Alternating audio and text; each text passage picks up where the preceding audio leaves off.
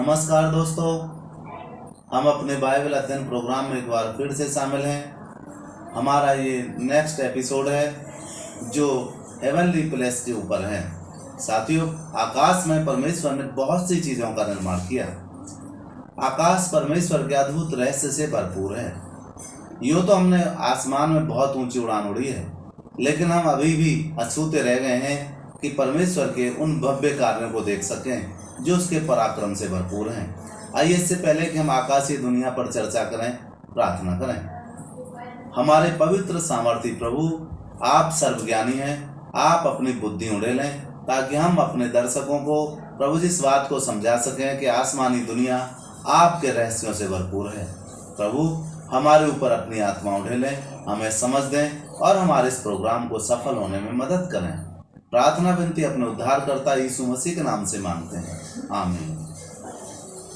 दर्शकों, आसमान बहुत से रहस्यों से भरा पड़ा है। हमने उत्पत्ति की किताब पहले अध्याय में और पहले वचन में पढ़ा था कि आदि में परमेश्वर ने आकाश और पृथ्वी की रचना की। साथियों, हम ये जान चुके हैं कि आदिकाल प्रारंभ है और प्रारंभ की शुरुआत ही परमेश्वर से हुई है। और हम पिछले प्रोग्राम में बता चुके हैं कि शुरुआत प्रभु से है और शुरू में ही प्रभु हैं।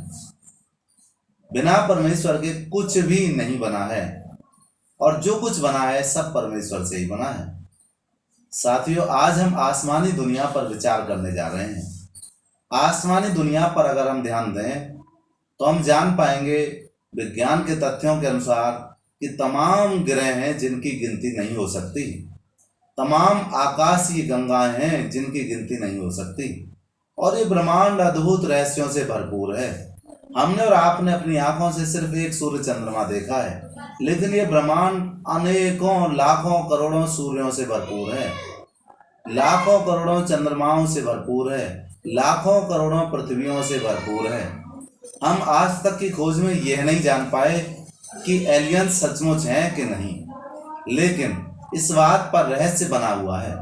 धर्मशास्त्र बाइबल हमें एक और दूसरी दुनिया के बारे में बताती है जो स्वर्गदूतों की दुनिया है, जो फरिश्तों की दुनिया है, जो देवताओं की दुनिया है।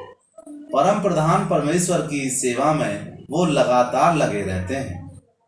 बाइबल अध्ययन के हम अपने अगले प्रोग्रामों में इनको विस्तार से जान पाएंगे, लेकिन हम ये जानते हैं कि आसमान की दुनिया इसलिए बनाई गई ताकि परमेश्वर के हम अद्भुत पराक्रम को देख सकें। परमेश्वर सच में परमेश्वर है इस बात को समझ सकें, क्योंकि परमेश्वर सृष्टि करता है और उसने जो कुछ भी सृष्टि की है उस सृष्टि में साथियों कोई भी ऐसी वस्तु नहीं है जो अद्भुत ना हो। मिट्टी के छोटे कण से लेकर हवा में उड़ने वाले छोटे से बैक्टीरिया तक परमेश्वर की पहचान में है।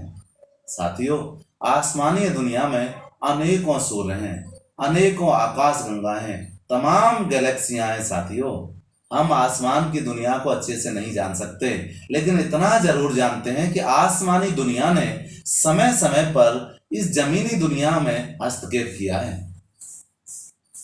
परमेश्वर जो आसमानी दुनिया का प्रभु है, उसने इस पृथ्वी की रचना की है, और जब इस पृथ्वी की रचना की तब वो इस जगत में रहा।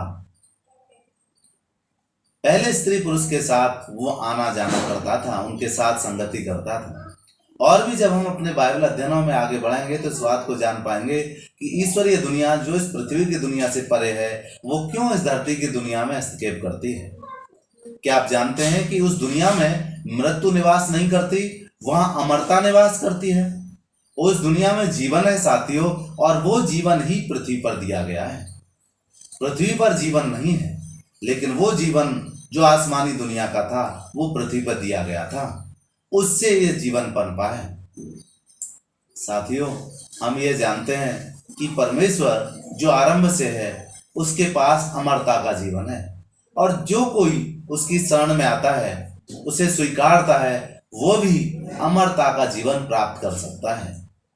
यूं तो हम संसार में बहुत सी बातें जानते हैं, लोग भक्ति अपने तरह तरह की चीजों के लिए करते हैं, परंतु जो सिद्ध पुरुष हुए हैं, जो ज्ञानी पुरुष हुए हैं, उन्होंने उस परमात्मा की जो भक्ति करी है वो परमात्मा की भक्ति अनंत काल में विलीन होने के लिए की है, अनंत काल की प्राप्ति के लिए की है, अमरता की प्राप्ति के लिए की है। साथियों, ये सामर्थ्य इस धरती पर नहीं दी गई है।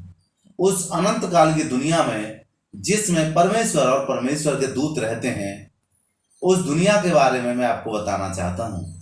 यूं तो उस दुनिया को हम समझ नहीं सकते, क्योंकि हमारे पास हड्डी और मांस का हृदय है, हड्डी और मांस की बुद्धि है, हमारे पास सीमित शरीर है, सीमित बुद्धि है। लेकिन हम इतना जरूर जानते हैं कि उस दुनिया में जो प्राणी रहते हैं वो जगत में कई बार आए हैं। उन्होंने जगत के निवासियों को बहुत सी बातें बताई हैं। साथियों, हम मृत्यु के बाद भी उस दुनिया में जाने वाले हैं। हमें ये जानने की आवश्यकता है कि वो दुनिया हमारे लिए कितनी महत्वपूर्ण है। इस दुनिया में जैसे हमारे लिए हर चीज कीमती है, वैसे उस दुनिया में भी हर चीज हमारे लिए कीमती है। उस दुनिया की चाह रखने वाला प्राणी भक्ति सफलता से कर पाता है। उस राज्य में प्रवेश करने वाला प्राणी अपने जीवन को मुक्त करा पाता है। साथियों, वो दुनिया एक रहस्यमयी दुनिया जरूर है, लेकिन वो हकीकत में है। उस दुनिया में देवता निवास करते हैं, उस दुनिया में फरिश्ते निवास करते हैं, उस दुनिया का सर्वोच्च परमेश्वर है।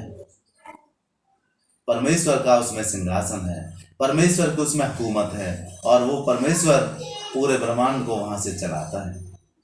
साथियों, उस दुनिया के बारे में मैं आपको ज्यादा विस्तार से तो नहीं बता सकता, लेकिन मेरे इस एपिसोड का उद्देश्य ये था कि आप उस दुनिया के बारे में जानें जिसमें अमर प्राणी रहते हैं। आप उस दुनिया के बारे में जानें जिसमें फरिश्ते रहा करते हैं। आप उस दुनिया के बारे में जानें जहां मृत्यु के बाद लोग जाया करते हैं। आप उस दुनिया के बारे में जानें जो पवित्र स्वर्ग स्थान है। आप उस दुनिया के बारे में जानें जिस दुनिया से आज भी हमारी दुनिया जुड़ी हुई है। मेरे दर्शकों, मैं आपको बताना चाहता हूं कि उस दुनिया की बिना चाह किए हमारी भक्ति अधूरी है। हमारी भक्ति का जो पूर्ण विराम है उसी दुनिया में जाकर है, क्योंकि वो दुनिया स्वर्ग की दुनिया है। उस दुनिया में दुनिया बनाने वाला रहता है। उस दुनिया में जीवों का प्रवेश अभी वर्जित है, लेकिन हम अमरता प्राप्त करके उस दुनिया में जा सकते हैं। मनुष्यों के लिए उस दुनिया में प्रवेश करना एक बेहद ही रोमांचकारी अनुभव रहेगा।